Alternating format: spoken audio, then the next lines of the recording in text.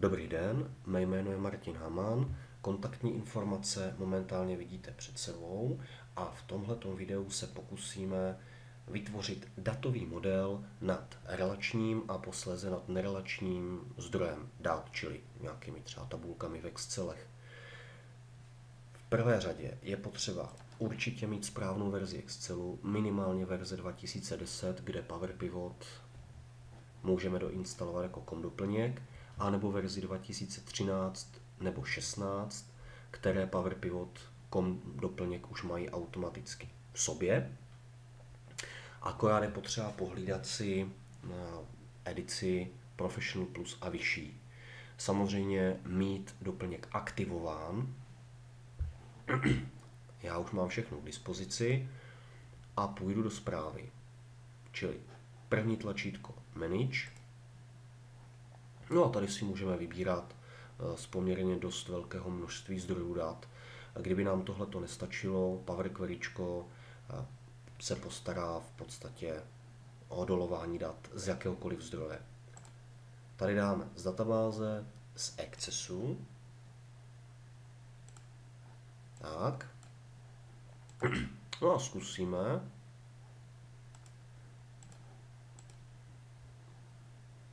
Najít databázičku. Na dalším okně jsme schopni se přepnout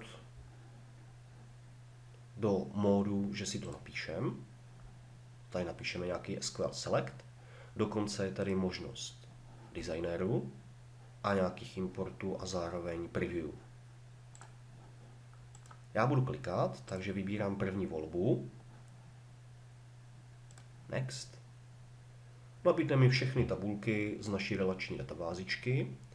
Je možné si vybrat jen nějakou konkrétní a dokonce si vybrat tabulky v relaci, takzvané prostě ty, které se s ní takzvaně kamarádí. Nebo můžu vybrat všechny. Máme tady potom název ve zdroji, název tady v tom našem datovém modelu, to znamená to, co bude potom vidět tady, jo, v té spodní části. Jo, to jsou ty naše názvy. Doporučuji nepřejmenovávat, aby jsme se v tom potom zorientovali. Jinak pokud to jde, doporučuji v rámci jednotlivých tabulek vyselektovat sloupce, vyfiltrovat řádky, aby tam toho bylo opravdu co nejméně, aby tam bylo opravdu jen to, co potřebuju. Takže jsme schopni se podívat v rámci Preview and Filter, jo, na jednotlivé sloupečky. Jsme schopni dokonce naprosto jednoduše používat klasické autofiltry známé z Excelu. Nějak se to chová na texty, nějak se to chová na čísla. No a dá se předpokládat, že nějak se to chová potom k datům. Já tam filtr dávat nebudu a zrovna to nechám sfinišovat. Jinak může se stát, že se nějaká z těch tabulek nenačte. Jo, většinou bývá problém v 32-bitové verzi Excelu, takže doporučuji 64-bitovou, tím se určitě nic nepokazí, pokud máme tuhle možnost. No a mívá problém s binárními datovými typy, takže to třeba standardně neimportuje, i když by měl. Taková menší demonstrace. A ještě předtím teda, tady už máme hotovo, takže můžu jenom ukázat, že se pokusil vytvořit i relace a vypadá to celkem použitelně. Dobře. No a zpět k tomu binárnímu datovému typu. Měl načíst komplet obsahy všech tabulek. Na první pohled, úplně bez problémů, se mu to povedlo.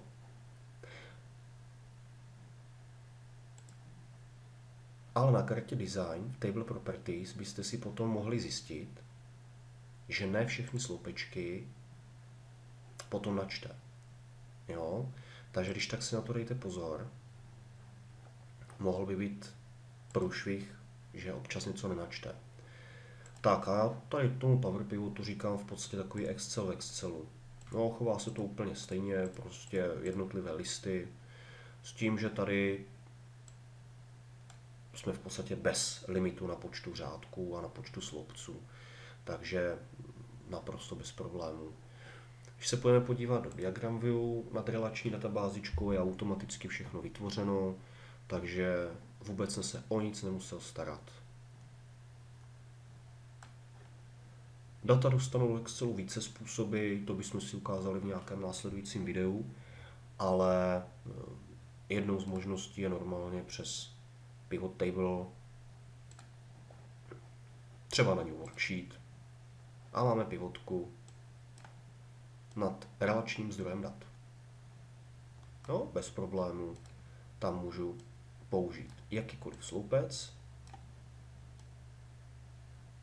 z více různých tabulek. V tom je to opravdu povedené.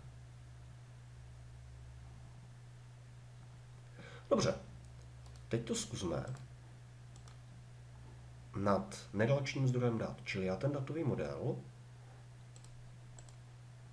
vymažu, jo, abych to nemusel tady otrocky jeden list po druhém deletovat, protože tady nefunguje označení s shiftem, tak abych to nemusel takhle otrocky deletovat. Tak, na datové kartě Connections a tady si to konkrétní připojení prostě smažu.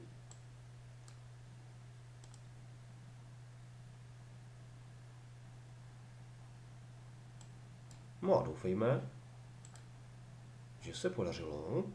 Vypadá to, že jo. Půjdu se podívat do zprávy. Máme čisto. Super. A zároveň bych mohl načíst data z nerelačního zdroje dat. From other sources. Typický případ ve firmě. Máme to po různých Excelech.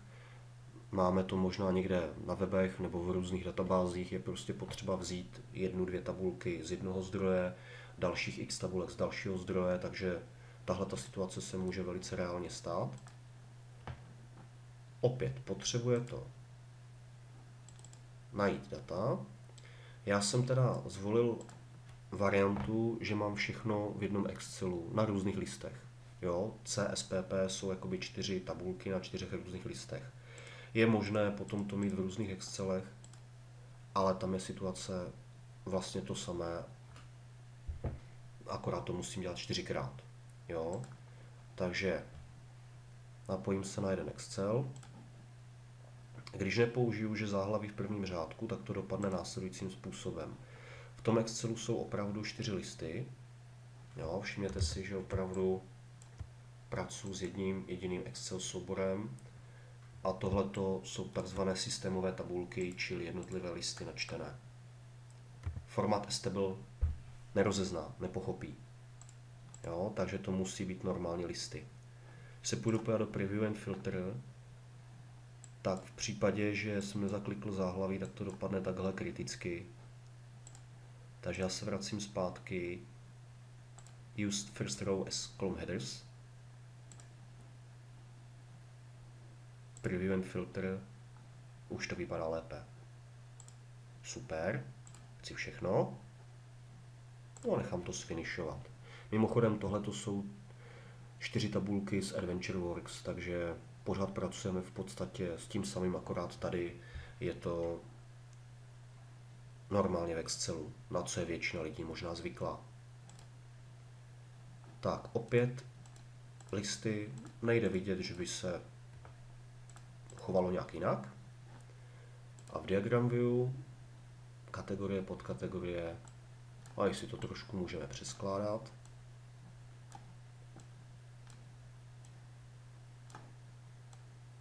A máme vyřešeno napojení z tabulky X do tabulky Y, anebo přesně naopak. Z tabulky Y do tabulky X. Co je klíčové? Musí být stejné datové typy. Sloupce v 2 tabulkách se nemusí jmenovat stejně. On si automaticky pozná, na jaké straně jsou duplicity a podle toho to propojí. Pak jsou samozřejmě takové ty krizovější scénáře, jakože První dělám kostru, takže ten datový model je prázdný. V těch sloupečkách nic není. Logicky potom nepozná, která strana je 1, která strana je n. A nebo může být další situace, kdy opravdu v obou tabulkách ve sloupcích jsou duplicity. Takže tomu je potřeba to přizpůsobit. Ale standardně, pokud tady nejsou tyhle ty chuťovky, řekněme, a na jedné straně je to opravdu unikátně, na druhé straně občas se vyskytne nějaká duplicita, tak nemá vůbec problém s propojením a ty sloupce se můžou jmenovat libovolně. Jo, klíčový je datový typ. Ten musí být stejný. Tak, ještě dobré ukázat.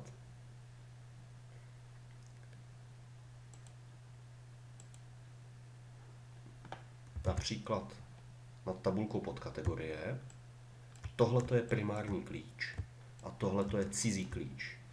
Dost pravděpodobně tyhle ty sloupce budou uživateli v pivotkách v Excelu celkem k ničemu, ale z hlediska datového modelu, z hlediska funkčnosti jsou klíčové, jsou potřebné. Takže bych tyhle ty sloupečky možná dal jako skryté a nebude se to potom tak komplikovat.